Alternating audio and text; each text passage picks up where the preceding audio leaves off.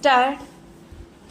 I have listened attentively and with respect to many of the speeches made here, and sometimes I have felt as if I was being buffeted by the ice winds of the Cold War stop. Coming from a warm country, I have shivered occasionally at this cold, blessed stop. Speaking here in this assembly chamber, an old memory comes back to me. Stop. In the fateful summer of 1938, I was a visitor at a meeting of the League of Nations in Geneva. Hitler was advancing then and holding out threats of war. Stop. There was mobilization in many parts of Europe, and the tramp of armed men was being heard. Stop. Even so, the League of Nations appeared to be unconcerned and discussed all manner of subjects except the most vital subject of the day. Stop. The war had not started then. Stop.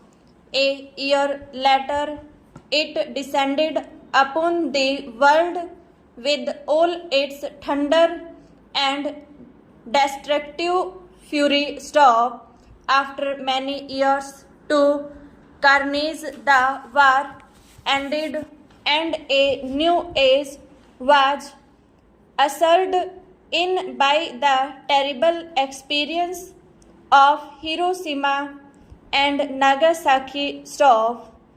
Fresh from these heroes, the minds of men turned the thoughts of peace, and there was a passionate desire to put an end to war itself. Stop.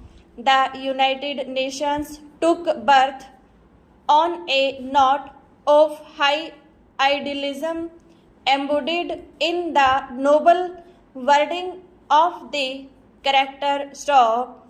But there was also a realization of the state of the post-war world as it was. Stop. Therefore, provision was made in the structure of the organization to balance certain conflicting urges. Stop.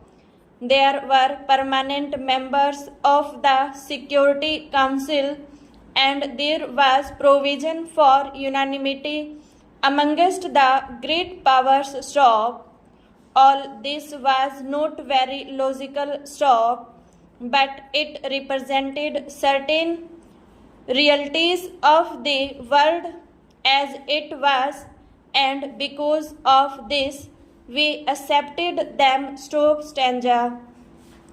At that time, large areas in Asia and even more so in Africa were not represented in the United Nations, and they were under colonial domination. Stop.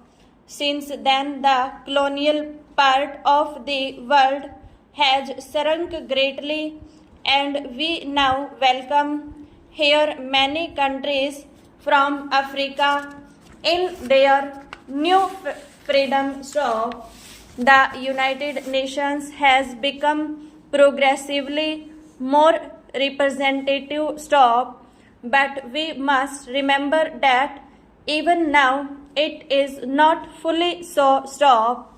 Colonialization still has its strong footholds in some parts of the world and are still prevalent, especially in Africa. Stop.